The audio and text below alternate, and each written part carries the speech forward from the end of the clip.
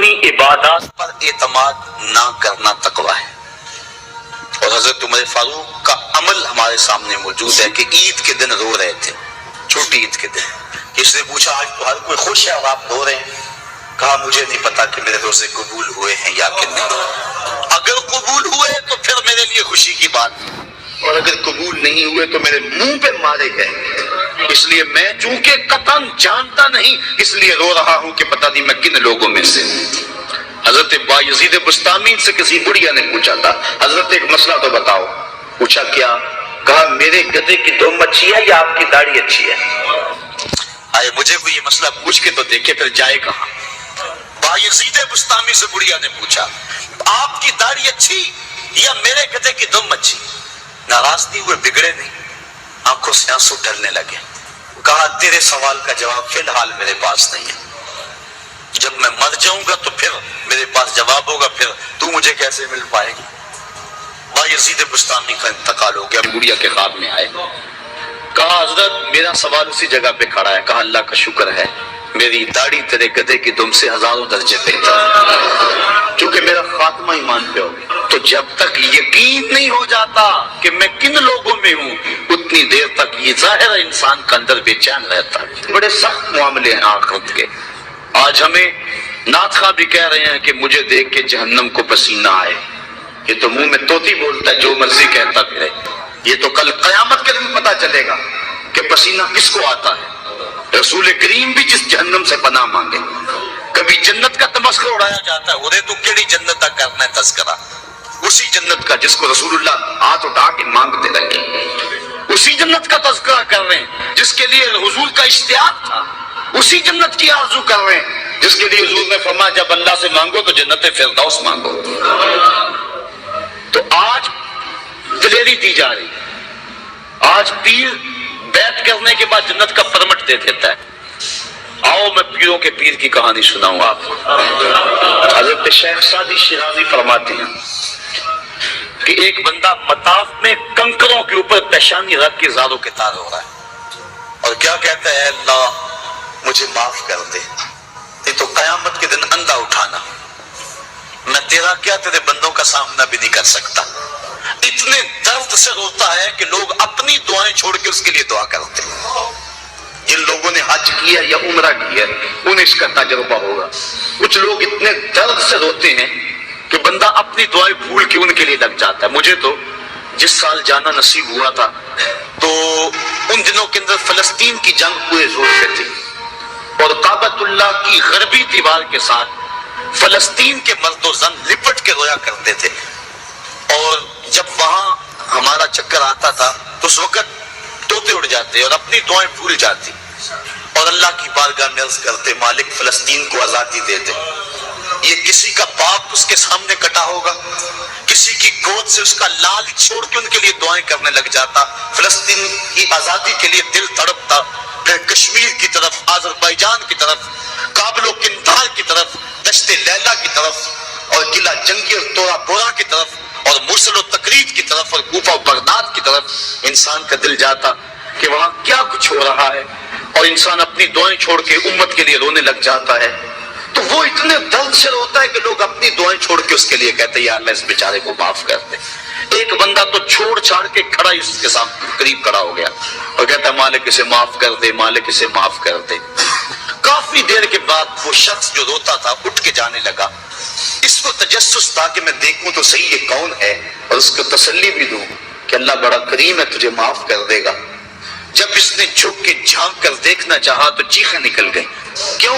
کہ فائزہ ہوا شیخ عبد القادر جیلانی، یہ زاروں کے تار رونے والا وقت کا غوث شیخ عبد القادر جیلانی۔ حضرت سری سکتی رضی اللہ تعالیٰ عنہ نے جنید بغدادی کو بلایا۔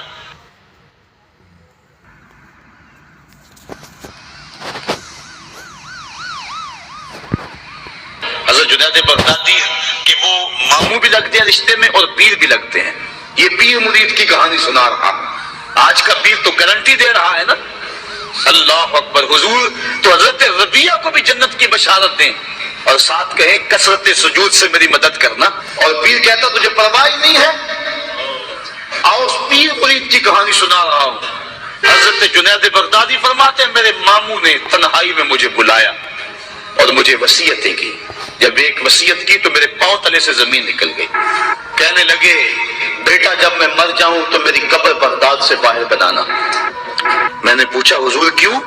فرمانے لگے میری بدعمالیوں کی وجہ سے کہیں بغداد کی مٹی میری لاش کو قبول کرنے سے انکار نہ کر دے اور میں لوگوں کے سامنے رسوا نہ ہو جاؤں. یہ ہیں وہ لوگ تتجافا جنوبہم عن المضاجع، جن کی کروٹیں بستروں سے الگ رہتی ہیں، اللہ کو خوف اور طمع میں پکارتے ہیں، لیکن زندگی کا ایک ایک لمحہ تقوی سے عبادت ہے. دنیا میں تکلیفیں صحیح. حضرت امام جعفر صادق ساری زندگی ٹھنڈا پانی نہیں پیا، فرماتے تھے کیا خبر کہ اس کے حساب میں چکرا جاؤں. اور آپ کے مریدین بیٹھے ہوئے ہیں، آپ بھی بیٹھے ہوئے ہیں، لوگ بیٹھے ہیں. کہا یار آج ایک دوسرے سے وعدہ نہ کر لیں. کہا کیا؟ کہا ہم میں سے جو بھی جنت میں جائے وہ دوسروں کو ساتھ لے کے جائے. غلاموں نے کہا حضور ہم آپ ہے، یہ خشیت ہے اور ٹھنڈے پانی سے بھی گریز کر رہے ہیں. 3 چیزوں کا حساب نہیں ہوگا قیامت کے دن: ضرورت کے وقت کھانا پینا، اور ستر عورت کے لیے کپڑا لباس، اور ضرورت کا مکان. ان 3 چیزوں کا حساب نہیں ہوگا. اس کے علاوہ جو بھی نعمت اللہ نے دی ہے ثم لتسألن یومئذ عن النعیم، اللہ قرآن میں کہتا ہے ہر نعمت کے بارے میں پوچھا جائے گا.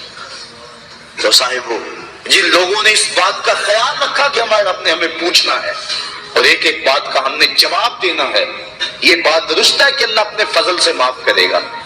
لیکن سحری کے وقت اٹھ کے سسکیاں بھرنے والا اور رات شراب خانے میں گزارنے والا کیا قیامت کے دن ایک صف میں کھڑے کر دیے جائیں گے؟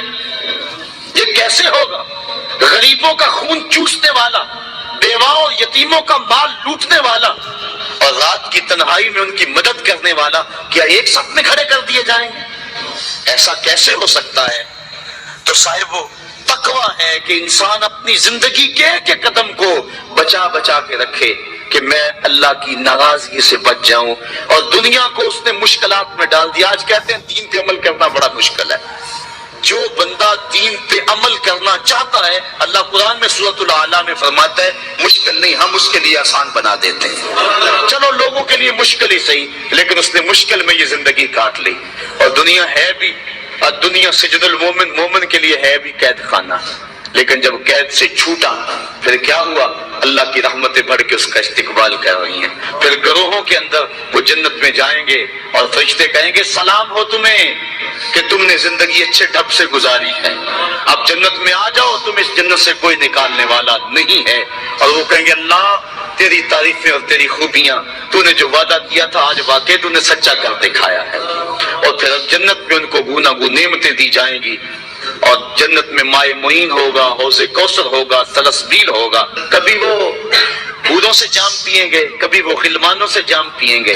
لذت تو بڑی ہوگی، لیکن ایک لذت کی کہانی اللہ نے قرآن میں سنائی. میں ایک وقت ایسا بھی کرائے گا وَسَقَاهُمْ رَبُّهُمْ شَرَابًا طَهُورًا، ان کا رب انہیں خود شراب طہور پلائے گا کہ تم نے میرے لیے چھوڑا، دنیا کی شراب تو نہیں پی دو، میرے دستے قدرت سے شراب پیو. تو وَسَقَاهُمْ رَبُّهُمْ، نہ حوروں کے ہاتھوں سے، نہ غلمانوں کے ہاتھوں سے، نہ کسی اور کے ہاتھوں سے. وَسَقَاهُمْ رَبُّهُمْ.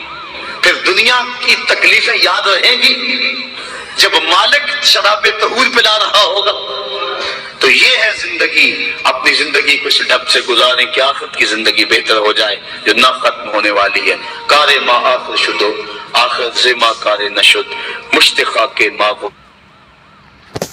یہ تقویٰ ہے. حضرت علی المرتضیٰ فرماتے ہیں کہ اپنی عبادات پر اعتماد نہ کرنا تقویٰ ہے. اور حضرت عمر فاروق کا عمل ہمارے سامنے موجود ہے کہ عید کے دن